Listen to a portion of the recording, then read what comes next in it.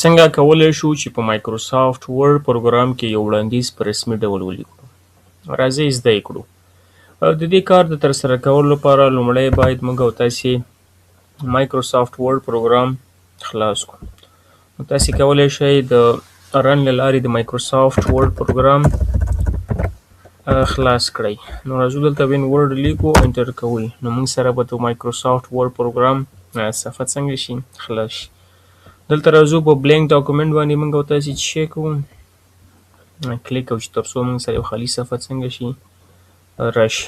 ښه، کله مو چې خالي صفحه راوستله، تر هر څه مخکې باید موږ او تاسې د خپلې صفحې سایز A4 ته واړو. نو د دې کار د ترسره کولو لپاره راځو لی اوټ ته، په لی اوټ باندې کلیک کوو او سایز کې راځو موږ A4 سایز څنګه کوو؟ انتخابو. کله مو چې A4 سایز انتخاب کړو یو انټر وهو او د هغې څخه وروسته د دغه وړاندیز لیکلو لپاره موږ او تاسې انزرټ ته ځو تر څو یو ټیبل راواخلو. کله چې موږ او تاسې ټیبل راخلو نو 3 کالمونه او 2 روګانې څنګه کوو؟ راخلو. تاسې که متوجه یې ګورئ، یو کالم، 2 کالم، 3 کالمونه او 2 دانې چې لرو روګانې.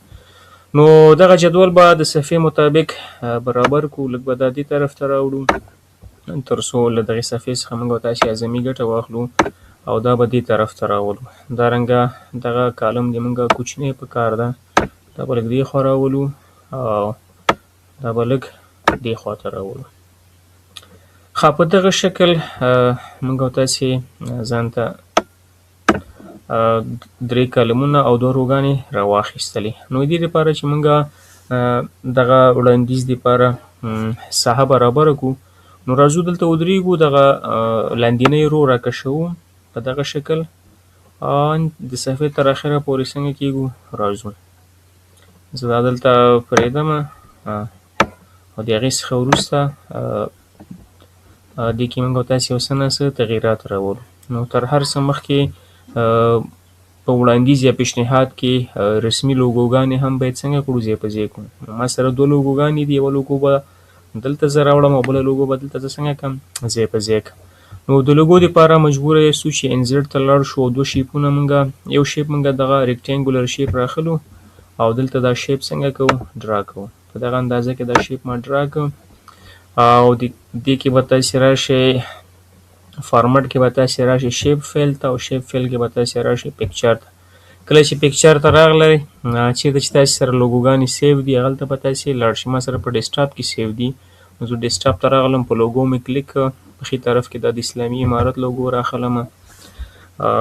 ښه، د دې کار نه مخکې چې دا لوګو زه راواخلمه یو کنټرول زیډ وهمه، د دغه ریکټینګولر شیپ یوه کاپي اخلم. نو د کاپي اخیستو لپاره تاسې کنټرول ونیسئ، دلته تاسې چې وګورئ د پوینټر سره یو مستطیل غوندې علامه راځي، بیا به موضوع ور ونیسئ او د یو کاپي به تاسې راواخلئ او دلته به یې څنګه کوئ؟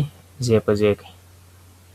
دلته مې چې ځای په ځای کړه نو دې کنټرول سره زه دلته یو کلیک کوم، په دغه شیپ کې زه یوه لوګو ځای په ځای کوم. نو شیپ فیل ته راځم، پکچر نه وروسته زه هماغه سپینه لوګو دلته ځای په ځای کوم او په دې شیپ کې هم زه راځم شیپ فیل ته، پکچر ته، او په پکچر کې زه راځم دغه دویمه لوګو دلته څنګه کوم؟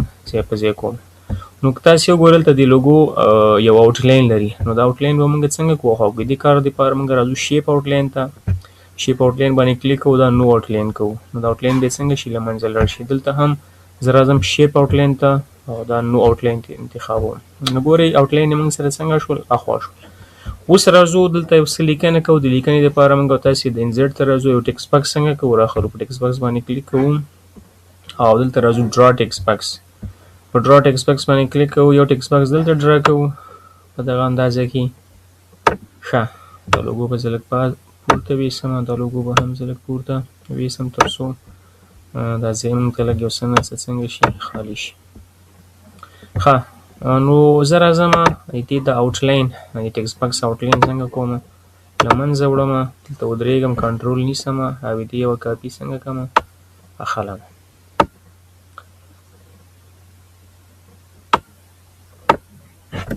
نو کاپي مې واخیستله، دلته زه یو کلیک کوم او د سر نه دلته راځم انزرټ ټکس باکس، ډرا ټکس باکس، دلته یو کلیک کوم، یو ټکس باکس څنګه کوم؟ ډرا کوم. بیا کنټرول نیسم او د یوه کاپي لاندې خلم. ښه نو راځم دا دواړه زه نو آوټلاین کوم. نو ټکس باکس باید آوټلاین ونه لري. په دغه ډول ټکس باکس کې کلیک کوم، کنټرول آر وهم. بلې موږ تاسې فنډ سایز باید 12 وي او فنډ سټایل هم باید کلیبر وي. نو زه راځم دلته لیکم چې اسلامي د افغانستان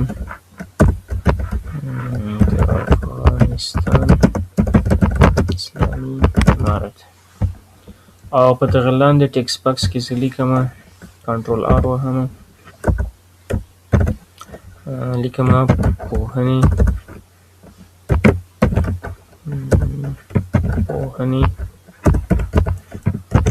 وزارت. ښه راځو دا هم بولډ کوم چې تر څو ښه ښکاره شي. دا هم بولډ کوم او دې لیکنې ته هم یو بولډ څنګه کوم ورکوم. دا به لږ پورته وي څو چې موږ سره لږ ځای خالي پاتې شي او دې ځای نه دا هم لږ پورته وړم په دغه شکل. ښه دا به لږ راښکته کړو چې د هغې د پاسه راغی. دا به هم لږ دې طرف ته راولم او دا به هم دلته ځای په ځای کړو. ښه زه اوس راځم د دغه یو کاپي اخلم. اول د بدري ژبه کې همدغه تکرار څنګه کوو لیکو. دلته د یو کاپي اخلم. دلته کې تاسې پام وي دواړه انتخاب شوي دي، نو تاسې به دواړه نه انتخابوئ. زه دلته بېرته برېدم کنټرول سره د یوه کاپي دلته څنګه کوم راوړم. کله مې چې کاپي واخیسته دلته زه لیکم چې دا پاکوم امارت اسلامي افغانستان. بیا د دې یوه کاپي اخلم، کنټرول نیسم او دا لاندې څنګه کوم راولم او په دې کې زه لیکم وزارت معارف افغانستان. وزارت معارف دې ته لږ موومنټ ورکوم دې طرف ته. دا به زه لږ سایز یې راکم کړم دغه شي. نو دا موږ په دري ژبه شو او دا موږ په دري ژبه او دا څنګه شو پښتو ژبه شو. ښه دې لپاره چې دا لږ منظم کړو دا به لږ داسې راولو معمولي او دا به لږ دې طرف ته حرکت ورکړو دې ته او دې ته به لږ دې طرف ته چې ورکړو حرکت وکړو. راځم دلته یو ټکس باکس تیار زه لرم. دا راخلم دې ځینې موومنټ ورته ورکوم حرکت ورکوم او دلته ورته لیکم کنټرول آر سره د ننګرهار کنټرول آر دا ټکس باکس مشکل لري. دې دا ټکس باکس راخلم کنټرول او دلته یې څنګه کوم دا به پاک وو. دلته به زه ولیکم د ننګرهار پوهنې ریاست. دا به لږ پورته ویسم دغه ساحه کې به دا سنټر کې به دلته پرېږدم. نو یو کاپي والم او دا به لاندې راولم او دلته به ورته ولیکم د سرخرود پوهنې امریت. ښه کولی شئ دې ته تاسې لږ نور هم موومنټ ورکړئ او کم دلته پرېږدلته هم پرېښودلی شئ یا دا لږ دې خواته راولئ دغه شان چې خپل سیټ اپ ورته صحیح څنګه کوي برابر کولی شئ. دا لوګو هم لږ دې طرف ته راولئ. ښه نو هر وړاندیز یو شماره لري. د شمارې لپاره بیا زه راځم د هغې نه نیټه او شماره لري. هغې نه یو کنټرول اخلم یو کاپي او دلته دا پرېږدم دلته لږ پاس حرکت ورکوم او دلته لږ لاندې حرکت ورکوم په دغه شکل. دلته ورته لیکم چې شماره کنټرول آر وهئ لیکئ چې شماره دې دوه نقطې بیا تاسې شمارې لپاره عین لیکئ او شفت منفي سره دا دغه کش حالت ته څنګه کوئ راولئ. انټر وهئ، دلته ورته لیکئ چې نیټه دوه نقطې د نیټې لپاره هم تاسې منفي علامه شفت سره نیسئ، بیا سلش راولئ، بیا یو سپیس ورکوئ، بیا منفي علامه او بیا سلش، بیا یو سپیس، بیا منفي. نو دا به موږ سره څنګه شي؟ دا به نیټه شي.